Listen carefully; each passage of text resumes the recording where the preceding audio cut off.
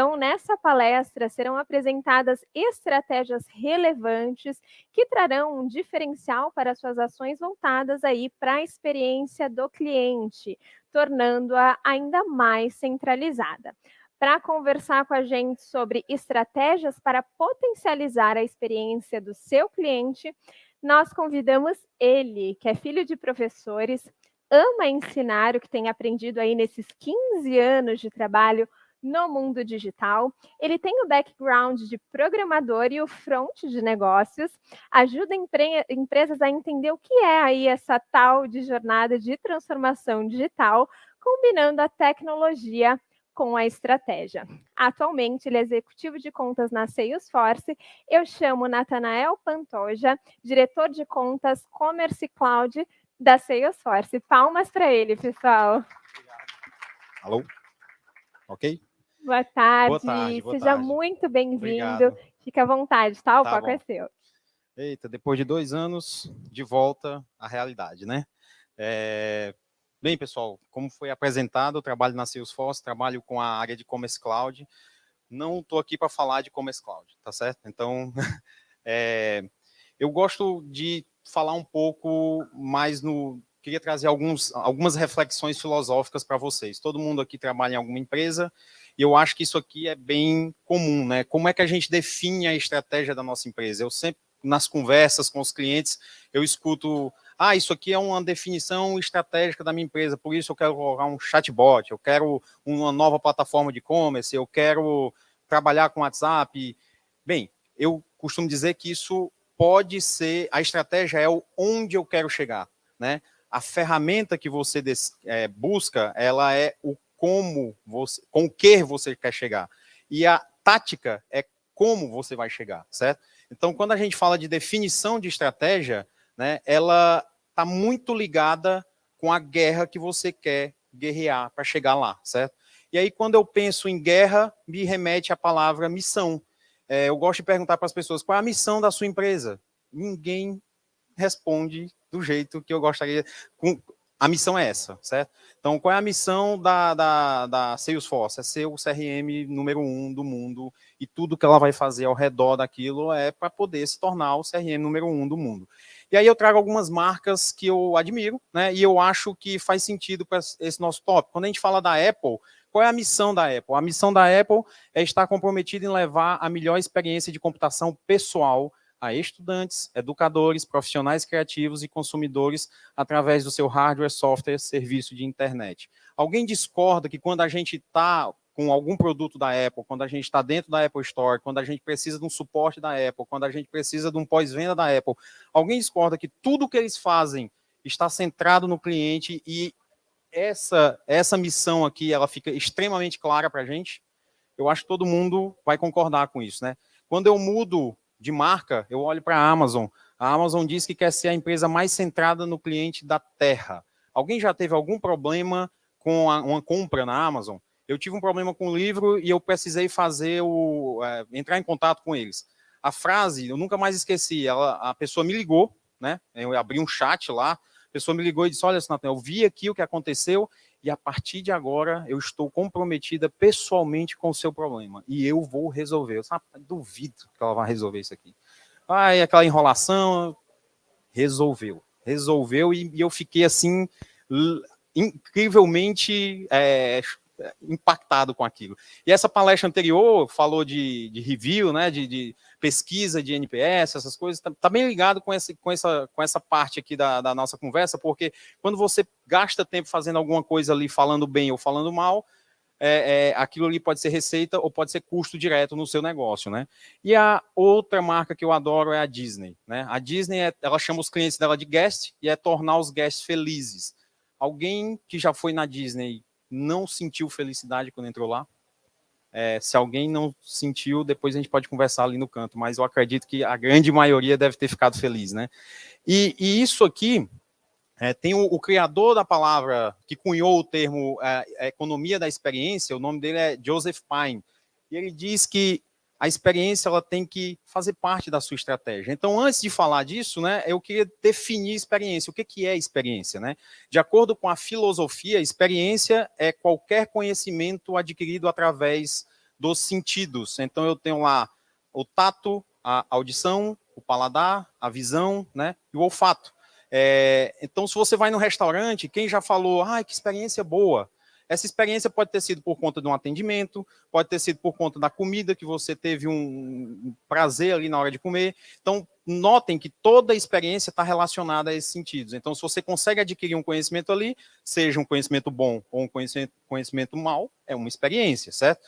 E aí o Joseph Pine falou que a experiência é a dimensão fundamental de como uma empresa compete, certo? Então, quando eu falo de competição, quando eu quero me destacar no mercado, ele fala que proporcionar essa experiência, criar esse conhecimento para o seu cliente final é a forma que você vai se destacar como uma empresa diferenciada no mercado. E aí, quando a gente pensa, será que fazer investimento, né, nessa experiência, será que é fácil ou difícil? Né? Quando a gente olha para empresas, isso é uma pesquisa de Harvard, quando a gente olha para empresas que são líderes no segmento delas, né, elas acham não tão difíceis de fazer essa mensuração do investimento versus o retorno que eles têm. Mas quando eu olho para empresas que estão atrasadas, né, elas acham muito difícil fazer esse link entre investimento e esse resultado que ela vai ter no negócio. Então, por isso que quando a gente está conversando com determinadas marcas, elas sabem exatamente o que elas querem, porque elas estão ligadas na missão, elas sabem o que elas têm que investir, e aquele investimento elas têm certeza que vai ter um retorno do que vai ser feito. E quando a gente fala de mensurar sucesso, né, aí é que a gente entra num outro mundo, né? O que é sucesso para a sua empresa, né? Tem gente que vai dizer que é o churn rate lá, né? O cara deixou de ser meu cliente, ou eu estou perdendo poucos clientes, eu estou tendo sucesso. Tem outros que vão dizer que é um upsell e um cross-sell rate, né? O outro vai dizer que são as menções da marca, o outro é ROI da campanha, o Customer Lifetime Value, Social Media Sentiment ali, o direto e indireto tráfego. Então, eu tenho uma série de métricas que definem sucesso, e tem empresas que vão dizer que querem ir por uma, tem outras que vão dizer que querem ir por outra, tem outras que falam, mas não tem, né, a métrica. Olhando agora para a Disney tem um instituto que ela diz o seguinte, ela tem esse termo aqui, over-managing, né? Existe o termo microgerenciamento e existe esse outro termo. O microgerenciamento a gente sabe o que é, né? O cara em cima de você lá, enchendo o saco. Mas esse não, é administrar em excesso o que os outros renegam ou administram muito mal, certo? E esse administrar em excesso, para o Instituto Disney, eles dizem que é o que vai dar o diferencial deles, é o que o cliente vai perceber e vai dizer, isso aqui é o que mudou a nossa vida. E eles trazem 3 pontos aqui, né? Ele diz que o objetivo, né, é pensar nos seus objetivos e desafios, desafios diferentes do outro, né? Então, o objetivo e o desafio tem que estar ali bem alinhados. O outro é prestar extrema atenção nos detalhes, né? Detalhes que outras pessoas não estão prestando atenção. Às vezes, coisas que você não encara com tanta seriedade, é isso que vai fazer a diferença, né? E ele diz assim, veja as boas práticas, a gente sempre busca pelas boas práticas, me dá as boas práticas. E eles dizem, isso aí tem que ser o seu baseline, não o seu aceitável. Então, você tem que ser extremo nesse ponto para que você consiga se diferenciar no mercado, né? E aí, eu trago alguns pontos que eles dizem o seguinte, então, quando você vai definir uma estratégia, CX deveria estar fazendo parte da estratégia e não deveria ser a tática, né? Não deveria ser apenas um pedaço ali do que você implementa para poder conquistar alguma coisa. Ele deveria fazer parte, de fato, da estratégia. E como é que eu coloco CX na estratégia da minha empresa, né? O primeiro ponto, ele diz que tem que criar um propósito organizacional comum. Isso é a missão. Quando você tem um líder que consegue transmitir para o seu grupo de funcionários qual é a missão da empresa, criar um propósito comum, todo mundo vai lutar a mesma batalha, certo?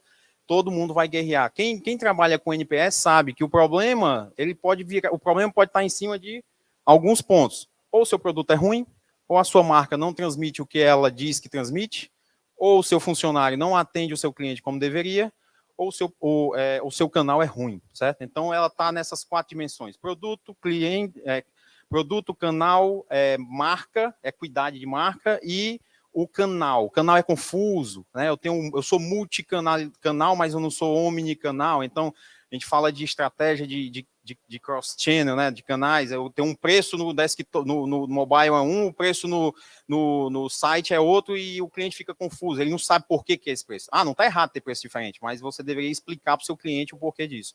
Então, criar esse propósito comum, todo mundo vai lutar a mesma batalha, né? O outro é conheça o seu cliente de forma holística, ou seja, de ponta a ponta. Tente conversar com ele, entenda quais são as necessidades. Eu costumo dizer que necessidade não se cria, necessidade se identifica, tá certo? Então não existe, a Apple criou a necessidade do telefone lá com internet. Não, ela não criou, ela identificou. E aí, a partir daquilo, ela identifica. E o segredo é identificar primeiro que é o seu concorrente. Se você identifica primeiro que é o seu concorrente, você sai na frente, você ganha pelo menos um pedaço do mercado ali que é seu. Então, conheça o seu cliente de forma holística e não só com dados transacionais. Pergunte para ele, tente entender quais são os pontos que estão fazendo ele continuar naquela jornada ou sair daquela jornada. E com isso, você volta para ele dizendo, olha, eu te escutei, olha o que eu fiz por você, você gostou? E isso é o ciclo que inclusive a Bain Company dá um nome para isso, que é o Closed Loop Feedback. Ele vai ter uma experiência, você vai fazer uma pesquisa, vai perguntar se a experiência foi boa ou ruim, você aprende se foi boa, se você corrige se foi ruim, volta para o cliente e diz, corrigi. Se você não fechar esse loop, você não vai ter o sucesso que deveria ter, né? Eu tive uma situação numa companhia aérea que eu fiz uma viagem de férias, quando eu fui voltar, a mala que eu tinha, disseram que eu não tinha aquela franquia de bagagem, e fizeram eu despachar a mala que estava na minha mão. E eu fui ter que trocar o peso da bagagem, abri ela a bagagem lá, caiu um perfume da minha esposa e quebrou o perfume. Eu fiquei muito chateado naquela hora, porque eu sabia que eu tinha aquela franquia. Eu abri um ticket, fiz de tudo. Depois eu gastei meu tempo lá reclamando daquela empresa e ninguém me deu atenção, até que um executivo da empresa viu a reclamação e me ligaram 6 meses depois. E ligaram e disseram assim, olha, a gente escutou a sua ligação para o call center, estava gravada, a gente não pode fazer muita coisa por você, o que eu posso fazer é lhe dar essa quantidade de pontos, de milhas, para você viajar de novo com a sua esposa. Eles me deram uma quantidade tão boa que eu podia ir de novo para o país que eu fui e voltar com a esposa que ia sobrar. Me conquistou de novo, certo? Então, fiquei bem feliz com isso aí. Mas esse tipo de conduta, né, não é porque eu ganhei aquela milha, mas esse tipo de conduta de voltar a falar comigo e dizer, olha, eu corrigi o problema, eu te ouvi, isso faz... você ganha o seu cliente, né? E por último, veja o serviço excepcional como um ativo econômico, em vez de uma despesa. Muita gente não investe porque acha que aquele investimento é uma despesa, não vai trazer o retorno necessário. Mas não, veja isso como, de fato, um investimento que vai trazer benefício lá na frente, que vai te dar essa fortaleza no longo prazo, né? E aí eu termino a nossa palestra com a frase que me encanta, que é a frase do Walt Disney, né? Faça o que fizer, faça bem. Faça tão bem que quando as pessoas virem você fazer, elas vão querer voltar e ver você fazer de novo. E elas vão querer trazer outros e mostrar a eles o quão bem você faz o que faz, certo? Então, obrigado pelo tempo de vocês. Era isso que eu tinha para hoje. Olha... pode ficar aqui, já te libero. Muito obrigada, foi excelente o conteúdo. Acho que a gente não poderia terminar aqui, né, este dia de evento melhor. Muito obrigada aqui, ó. E aí, gostou do vídeo? Então não deixe de curtir e compartilhar. Aqui do lado tem 2 sugestões que você pode gostar. Até a próxima!